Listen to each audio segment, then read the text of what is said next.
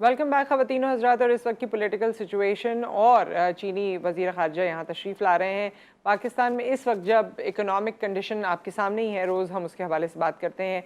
इस वक्त चीनी वज़ीर ख़ारजा का यहाँ तशरीफ़ लाना कौन सी ऐसी एनलाइटनमेंट है जिसको हम एक्सपेक्ट कर सकते हैं, उसके हवाले से हम बात करेंगे। और जो हमारी ऑन ग्राउंड पॉलिटिकल सिचुएशन है, और उसके लिए सलमान आबिद साहब हमारे पॉलिटिकल एनालिस्ट हमारे साथ मौजूद हैं। अस्सलाम वालेकुम। वालेकुम सलाम नुसरत।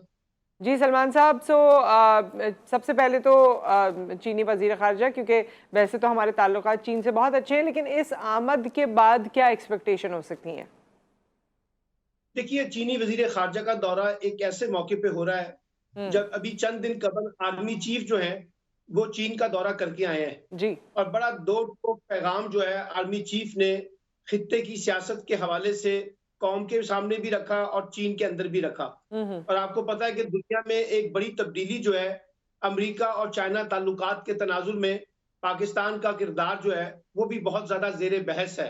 सही। और पिछले दिनों जो शहबाज शरीफ साहब की और वजीर मुमलिकत खारजा जो है हिना रब्बानी खर की एक ऑडियो भी सामने आई थी जिसमें हमें अमरीकी कंसर्न को भी हमने एड्रेस किया था। हम्म। तो इस लिहाज से अगर आप देखें कि जो पूरे रीजन के अंदर नए रिलेशनशिप्स बन रहे हैं और नए ताल्लुकात बन रहे हैं, हम्म। उस तनाजुर में पाकिस्तान और चाइना का एक जो रिलेशनशिप है वो बहुत अहमियत का हामिल है।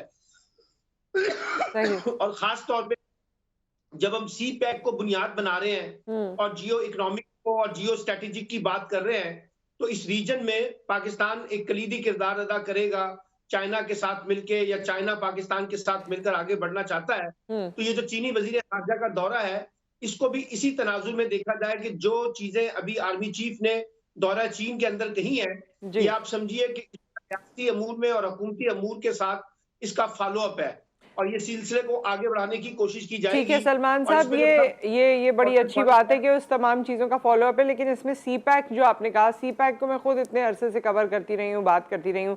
साल साल हम इसे गेम चेंजर कहते रहे और अचानक से हमें पता चला कि ये गेम चेंजर नहीं है। क्या अब सी पैक की कोई ऐसा स्टेटस है जिससे हमें कोई तकवीत हासिल हो सके? देखिए, सी पैक का जो फायदा है सिर्फ हमें तो नहीं होना ना, पूरे रीजन को होना है। खुद हिंदुस्तान भी सी पैक से फायदा उठाना चाहता है। हम्म। ये तुर्कमेनिस्तान, अजरबैजान, ये जो रियासतें हैं ये भी फायदा उठाना चाहती हैं। चीन भी फायदा उठाना चाहता है। अब तो कतर भी बीच में शामिल होना चाह रहा है, सऊदी अरब भी शामिल होना चाह रहा है। तो एक लार्जर इंटरेस्ट बढ़ते जा रहे हैं सारे ममालिक के। और उसी तनाजुर में पाकिस्तान को एक फैसिलिटेट करना है सी पैक के इंफ्रास्ट्रक्चर जो डेवलपमेंट मॉडल्स हैं हम्म। उसके अंदर चाइना को, और चाइना ने फैसिलिटेट करना है पाकिस्तान को। और वो किसी एक के लिए इकोनॉमिक कॉरिडोर नहीं बनेगा, बहुत से लोगों के लिए इकोनॉमिक कॉरिडोर बनेगा। हम्म। उसमें थोड़ी बहुत पीछे सुस्त रवि हुई है, उसकी कई वजूहात हैं, टेररिज्म के वाकयात हैं। उससे निकलकर अब हमें इस सारे मामले को आगे बढ़ाने में जब हम रोल प्ले करेंगे तो यकीनी तौर पे इससे इकोनॉमिक अपॉर्चुनिटीज भी निकलेंगी। हम्म। और साथ साथ जो डिफरेंट ममालिक हैं उनका भी इकोनॉमिक जो कॉरिडोर है जब वो खुलेगा तो पाकिस्तान के और बाकी ममालिक के साथ ठीक इकोनॉमिक है सलमान एक्टिविटीज का साहब, जो क्या इसके हवाले से कोई हकीकत है? क्योंकि बहुत से लोगों को मैंने ये कहते हुए सुना है कि जी सी पैक जो है चाइना, उसमें जितना काम हुआ है अब तक सी पैक में, और जो जो तैयारियां की गई हैं उससे ज़्यादा खुश नहीं है। क्या इसमें कोई हकीकत है या सिर्फ ये बातें ही हैं जो कही जाती हैं? कि चाइना ने आज तक फॉर्मली तो ऐसी कोई बात नहीं की है, ठीक है। ना साबका हुकूमत के बारे में बात की है, ना मौजूदा हुकूमत के बारे में की है। अलबत्ता उनको एडमिनिस्ट्रेटिव लेवल के ऊपर कुछ मसाइल जरूर आए हैं। और हम्म। वो इस तरह के मसाइल हैं कि टेररिज्म जैसी चीजें जो है उनके लिए एक मसला पैदा करती रही हैं। लेकिन उनको भी पता है कि पाकिस्तान खुद टेररिज्म का शिकार रहा है। लेकिन हम्म। बराह रास्त ये कहना कि चाइना ने ये कहा हो कि फलां हुकूमत ने और फलां हुकूमत ने हमारे काम को जो है ना जानबूझ के नजरअंदाज किया या सुस्त जी। किया है, जी। ऐसी कोई बात चाइना ने फॉर्मली तो कभी नहीं कही। फॉर्मली कभी नहीं कही है। अच्छा, ये इस वक्त बड़ा खुश आइंदा है कि हर जगह टॉक्स चल रही हैं और पाकिस्तान के वज़ीर ख़ारजा और दीगर ममालिक के वज़ीर ख़ारजा मुलाकातें उनकी हो रही हैं, कोई पाकिस्तान आ रहा है, कहीं हम जा रहे हैं। लेकिन जो हमारी इस इकोनॉमिक सूरत हाल है वो उस पर कोई सीरियस नहीं है। ठीक है, हमारे फॉरेन टाइज़ कैसे होने चाहिए या हमारा आपसी रिलेशनशिप या बायलैटरल टाइज़ कैसे होने चाहिए उस पर तो तवज्जो है, शायद ट्रेड पर भी बात की जाती होगी। लेकिन इंटरनल जो हमारे हालात हैं, जो हमारी इकोनॉमिक कंडीशन है, उसके हवाले से अभी भी कोई ऐसा लाहिया अमल हमें सामने नजर नहीं आया है। देखिए नुसरत, अगर हमने दुनिया के साथ अपने रिलेशनशिप्स को बेहतर करना है और इकोनॉमिक अपॉर्चुनिटीज को क्रिएट करना है या अपॉर्चुनिटीज को लेकर आना है, तो जैसे आपने कहा कि पहले हमें अपने डोमेस्टिक मैटर्स जो है जी वो खुद दुरुस्त करने होंगे। हमारे यहाँ पॉलिटिकल स्टेबिलिटी नहीं है, हमारे यहाँ इकोनॉमिक स्टेबिलिटी नहीं है, हमारे यहाँ खास तौर पे टेररिज्म दोबारा उभर के सामने आ रही है, हमारे यहाँ जो इंफ्रास्ट्रक्चर डेवलपमेंट्स होनी चाहिए थी, जी जो इंस्टीट्यूशनल रिफॉर्म्स होनी थी, वो अभी तक हमने नहीं की हैं। तो कुछ हमारे अपने भी जो दाखिली मसाइल है ना, वो काफी कॉम्प्लिकेटेड हैं। और अनफॉर्चुनेटली इस वक्त हमारी पूरी कौमी सियासत देखिए या रियासत देखिए, वो आपस में टकराव के जी मंजरनामे में उलझ के रह गए जी हैं और सब एक दूसरे से लड़ते हुए नजर आ रहे सबको हैं। कुर्सी ऐसे में चाहिए और प्लान किसी के पास भी नहीं है, ये किसी के पास मफहूम नहीं है। है और सब एक दूसरे से बदला लेना चाहते हैं, यस सब एक दूसरे को नीचा दिखाना चाहते हैं, सब एक दूसरे पे बालादस्त होना चाहते हैं। तो जब तक आप अपनी इंटरनल सिचुएशन को ठीक नहीं करेंगे, बाहर से जितने मर्जी दौरे हो जाएं और जितनी मर्जी ट्रेड आ जाए, जितने मर्जी पैसे आपको मिल जाए, उससे आप अपने लिए बेहतरी नहीं पैदा कर सकेंगे, बल्कि आपके मसाइल और ज्यादा बढ़ जाएंगे। बढ़ते चले जाएंगे और बढ़ते चले जा रहे हैं हमारे मसाइल। तो इसका हल आपको क्या नजर आता है सलमान साहब? क्योंकि हमारे यहाँ तो डेडलॉक की सिचुएशन है और रोज हम प्रोग्राम करते हैं, रोज खबरों में देखते हैं, यही बात होती है, आज इसने उसको वो कह दिया, उसने उसको वो कह दिया, ट्विटर पे अलग सियासत चलती रहती है और उसके बाद कोई किसी चीज का कोई हल नहीं है। पाकिस्तान ऐसे ही चले जा रहा है। देखिए, अब तो हल जो वो एक ही नजर आ रहा है कि आम इंतखाबात का रास्ता इख्तियार करें हुकूमत और अपोजिशन मिलकर, और इंतखाबात के बाद 5 साल के लिए हुकूमत आए और वो अपना एक इकोनॉमिक रोड मैप दे और दुनिया के साथ, आलमी रीजनल ममालिक के साथ ताल्लुकात, इकोनॉमिक एक्टिविटीज को क्रिएट करे। क्योंकि जब तक अब नई हुकूमत नहीं आएगी ना नुसरत, उस वक्त तक अनसर्टेनिटी पाकिस्तान में मौजूद रहेगी।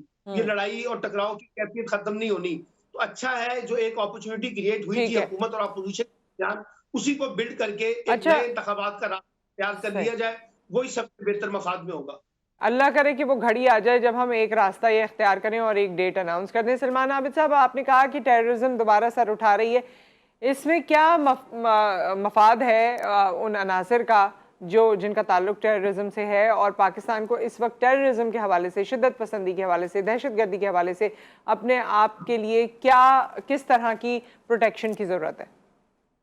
देखिए, पाकिस्तान के अंदर भी और पाकिस्तान से बाहर भी ऐसे लोग हैं जो पाकिस्तान को डिस्टेबलाइज करना चाहते हैं, लेकिन प्रॉब्लम यह है कि हम उनको स्पेस दे रहे हैं। जी हम खुद वैक्यूम क्रिएट कर रहे हैं अपनी पॉलिटिकल जो अनसर्टेनिटी की वजह से, अपनी लड़ाइयों की वजह से, अपने टकराव की वजह से।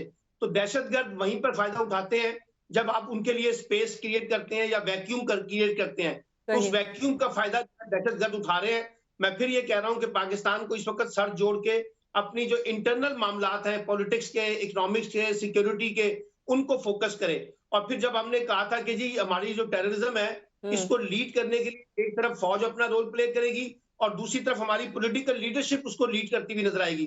लेकिन ठीक है। अनफॉर्चुनेटली इस वक्त हमारी पॉलिटिकल लीडरशिप तो एक दूसरे को फतह करने में लगी हुई है ना, वो टेररिस्टों को नहीं कर सलमान रही। साहब, कोई यानी अंदर खाने की खबर नहीं है? कोई इन पॉलिटिकल पार्टीज के अंदर कोई बात कही जाती हो, कोई इनकी बात ऐसी जो ये आपस में करते हो, कोई सर जोड़ के बैठते हो, कभी कोई चीज पाकिस्तान के लिए की हो, कोई ऐसी खबर कभी बाहर आती है? ये सब तो जाहिर है हम बताते रहते हैं, आप लोग भी इस पे एनालाइज करते रहते हैं।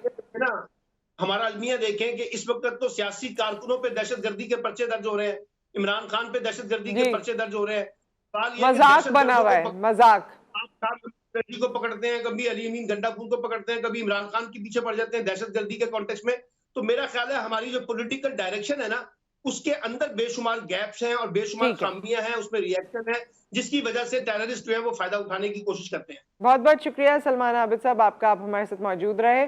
ख़वातीन हज़रात, इस वक्त एक ब्रेक आ गया। ब्रेक के बाद जब हम वापस आएंगे तो बिलावल भुट्टो ज़रदारी साहब इंडिया के दौरे पर गए हैं और काफ़ी सालों बाद, एक दहाई के बाद ये मुमकिन हो सका है। इंडिया और पाकिस्तान जो कि करीब तर पड़ोसी हैं और एक दूसरे को फ़ायदा पहुंचा सकते हैं, एक दूसरे से फ़ायदा उठा सकते हैं, ट्रेड के कॉन्टेक्स्ट में, बायलैटरल टाइज़ के कॉन्टेक्स्ट में और दुनिया भर में उभरने के कॉन्टेक्स्ट में। इस खत्ते की मजबूती अगर होगी तो जाहिर है उसका फ़ायदा तमाम नेबरिंग कंट्रीज़ को होगा। बिलावल भुट्टो जा तो चुके हैं, लेकिन क्या उनका ये ट्रिप हम सब के लिए सूदमंद साबित होगा? क्योंकि प्रेसिडेंट कुछ ये कहती है कि हमारे ताल्लुकात या हमारा डायलॉग बड़ा शॉर्ट टर्म होता है, शॉर्ट लिव्ड होता है और उसके बाद दोबारा दरमियान में बहुत सारे तनाज़ात जन्म ले लेते हैं। इस हवाले से हम डिस्कशन करेंगे ब्रेक के बाद। हम एक्सपेक्ट कर रहे हैं डॉक्टर हुमा बकाई हमारे साथ मौजूद होंगी।